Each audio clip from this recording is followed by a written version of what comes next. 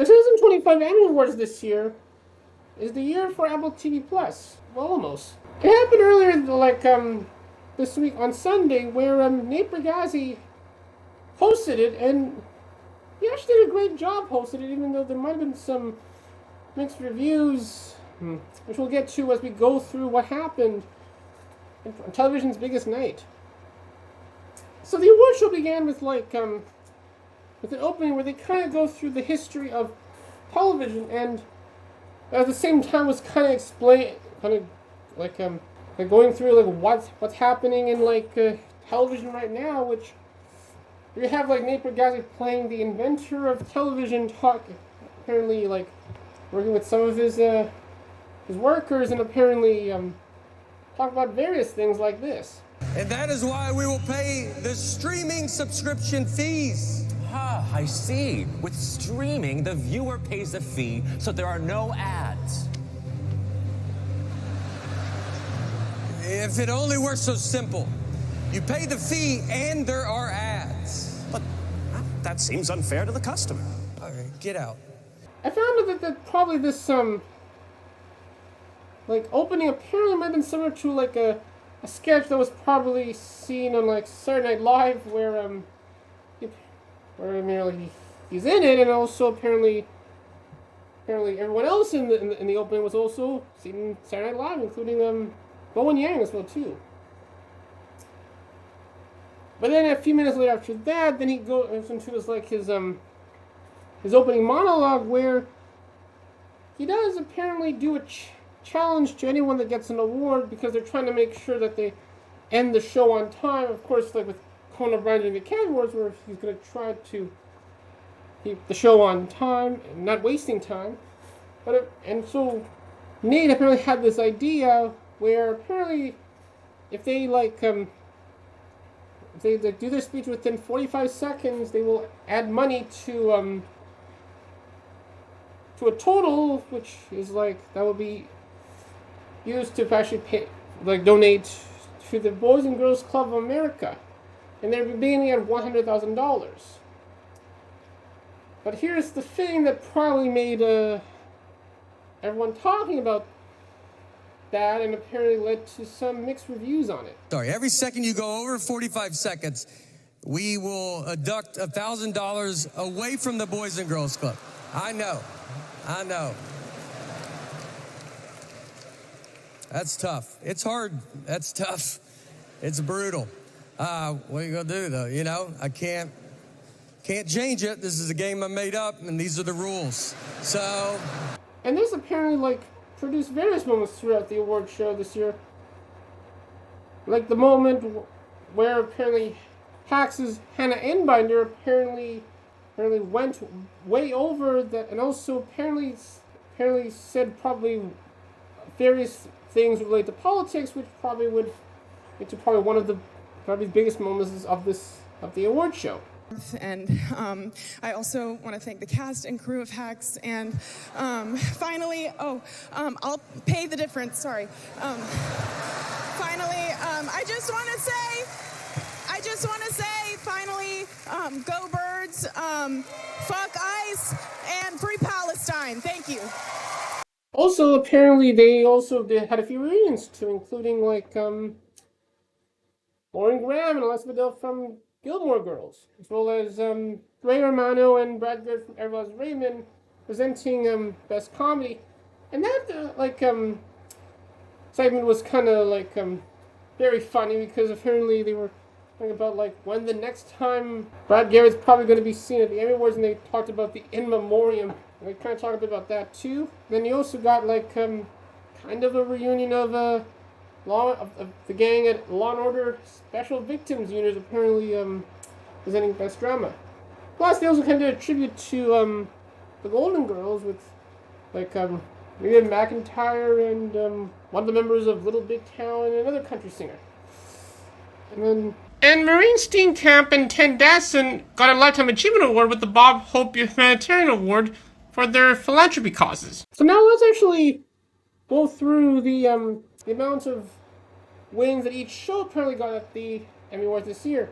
Now, before the actual award show happened, of course, they also did the pre-awards, or the Creative Arts Emmys, the weekend earlier.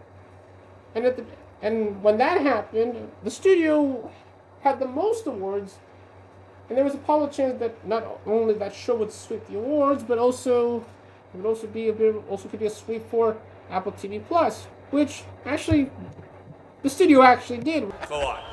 Hi. Hello. Hello. You want to just Put him down. Put him down. We're gonna drop him down like that. Thank you. I'll be taking questions in this time. All right, we're going to open it up for questions, so please raise your hand. Which it did get about 13 awards, including Best Comedy and also Best Actor in a Comedy for fellow Vancouverite Seth Rogen. And I mean, this was probably like the first time that apparently Seth Rogen probably won something, and like. Thank you. Wow, this is amazing. I so could not wrap my head around this happening that I literally prepared nothing. I've never won anything in my life. When I was a kid, I bought a used bowling trophy at an estate sale. And my parents were like, yeah, that's a good idea. You should probably buy that. Now, as you probably know, during like the a live viewing party of the awards show on Twitch, apparently hoping to maybe ask any of the winners questions. I mean, like, since I'm actually maybe not part of accredited media, and somehow it appears somehow they didn't give information about that. Although if they did give information about that, I would have asked them through a Zoom call. I would have asked Seth like if the win for the show was a kind of win for Vancouver. Meanwhile, another big show on Apple TV Plus, Severance, apparently got the most in the drama categories with 8, including acting awards for maybe another fellow Canadian, Britt Lowy, who plays Helena in the show, plus as well as best supporting actor in a drama for Tramel Tillman, who plays Seth Milchuk. Tramel invited his mother to the award show, and he thanked her during his acceptance speech. But all great mothers are.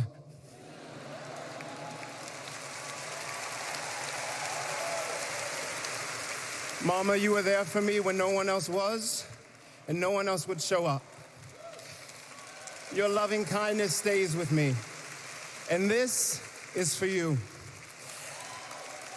Thank you to the Academy. I am full, I am humbled, I am honored, and as my mama would say, woo, look at God. Britt Lowy's thoughts after getting the award. But it feels like getting to play this role in all of her layers has been a real kind of meeting of a soulmate, getting to walk through the world the way she does and see the world from her point of view has given me a lot of strength, and it's just a great joy to get to be on the show. I don't know how she chose me. That's how it feels. But in the end, apparently, The Pit, which was probably a surprise hit of this year, apparently got Best Drama with 5 awards, and also got Best Actor for its main star, Noah Wyle, who plays Dr. Robbie. And I mean, it was designed as a love letter to first responders to talk about the aggregate toll that these shifts have taken on them since COVID, these tours of duty that they've done without a break.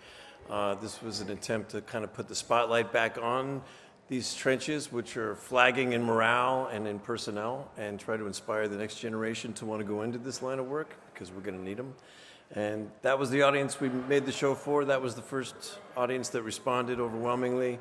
And it was their word of mouth that gave us the stamp of approval that really had this resonate elsewhere. I could have watched that when I was catching up on the shows nominated, but I ended up watching instead catch up on The White Lotus, which is although it did get 1 award, but only for best theme song, although it's only for another version of the show's theme song, because its theme song changes every season, but you still have the visual sounds in its theme song. But kind of surprised with the drama. Apparently, for any Star Wars fans, Star Wars Andor apparently got a few awards, including 1 during the ceremony, which it got which actually is kind of at least a win for Star Wars fans, at least, which is kind of nice. And I still have to catch up on that show, even though, I mean, like, although there's news there might be another season of that, even though that this season was the last season. In the miniseries categories, the Netflix miniseries Adolescence got Best Miniseries and also got, in total, 8 awards, plus also acting awards for Owen Cooper, for Best Supporting Actor in a Miniseries, which makes him the youngest person to actually get an Emmy Award. It means so much to me. It means so much to me, my family, the people back home. So, you know, it's just, I genuinely don't know what to say really, but yeah, it just means the world to me. So yeah. As well as Best Actor for Stephen Graham, who also might also be also involved with the miniseries back behind the camera. Also one of the co-creators of it too. That's what happens if you allow people to create. Anything is possible. Anything is possible. Yeah. Look, we're a load of shit kickers from England. We just turned up. We just turned up and smashed this. Do you know what I mean? But the bus. We came on a bus, by the way, because again, that's how we are. Do you know what I mean? We travel together. We'll come one, come all, and it's been a wonderful experience. So your question. What was the question? It has inspired me even more to be more creative. Well, for variety shows, really Saturday Night Live actually swept the awards with 12, including both the show proper and for the show's 50th anniversary, which kind of makes sense. Which it's kind of. I mean, went back to watching the show again apparently for this season. Although it kind of could starting to get a bit predictable in the case of the opening, where apparently you thought that something's going to happen, and it ends up, and then all of a sudden President Donald Trump in the show apparently shows and just summarizes what happens in the past week, and they could have apparently show more of that. That's opening. But other than Saturday Night Live, apparently, Late Show, apparently, and Last Week Tonight got 2 awards each, with both shows apparently getting at least top awards.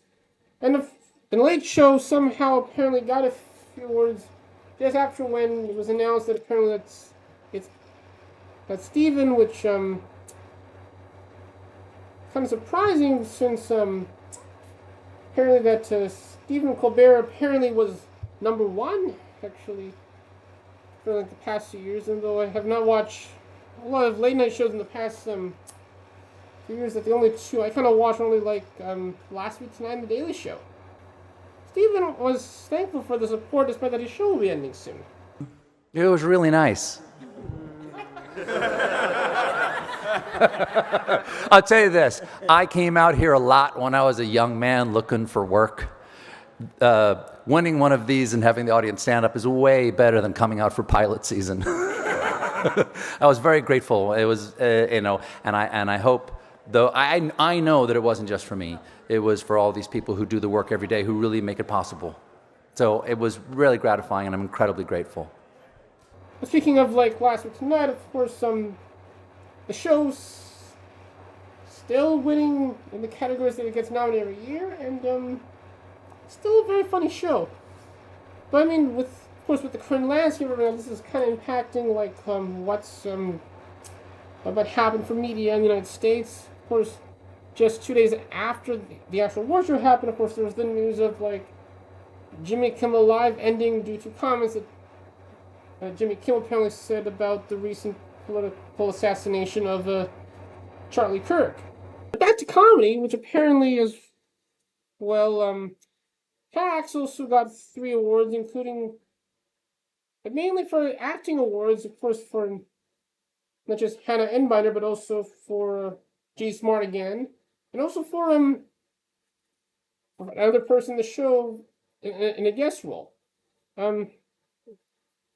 Also, Somebody Somewhere got surprisingly 1 award for Best Supporting Actor in a Comedy for Jeff Hiller. Even though that the show actually ended this season, I heard of it, but I mean, it's a show I could possibly watch at some point at least. That's a miniseries, but The Penguin apparently got the most awards with 9, including an award for Christian Milioti, which I remember was. It was a dream, you know? I mean, I feel like I've said it. Sometimes I don't feel very cool for how much I've shared, like how much I loved this as a fan, but also as an actor and as a woman and a human being. I just, this was a dream. I'd been dreaming of something like this my whole life, and I've watched every Batman movie, and I would always have this like secret thing inside, just yearning to be in that world and to really let loose. And the fact that I got to do it is it's incredible. It's incredible. It's profound. It's very moving, and like I had the time of my life. Going to watch that, but I still had to catch up on a few things involving like the Justice League, including I have to like watch first like the Suicide Squad, which the Peacemaker is in, and I have to. Although he does also show up in Superman, which I did see, you know, it was great, and like so that. But then I also have to watch the Batman, where apparently and also shows up in that too, and apparently that the miniseries is probably going to be like could lead up to the next Batman film, which it looks likely that probably Robert Pattinson's probably still going to be Batman in this new era of the Justice League, at least.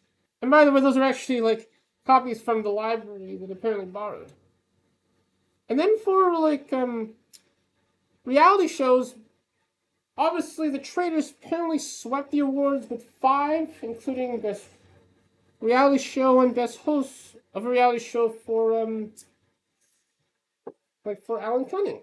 And that is what happened at this year's Emmy Awards, which it was a great award show. I mean, at least there were like a lot of fun moments, and also surprisingly a few shows apparently got awards, which is kind of, at least in the end, I mean, at least we're kind of satisfied with what happens, but it's also kind of fun actually kind of covering it like in as part of accredited media, and also like covering with other media outlets, which kind of nice. I mean, I'm hoping to do that again, probably for in the future. But also, and very special thanks to kind of the Television Academy for allowing me to kind of cover the Emmy Awards here, both on Twitch and on YouTube, which this could lead to me to possibly covering more award shows, maybe even in person in the future. Well, if you enjoyed this full recap of what happened at the Emmy Awards this year, you could probably like the video, subscribe to my channel, which I'll probably make more videos about anything related to television and other things related to pop culture. With that, I'll probably see you later. Bye, everyone.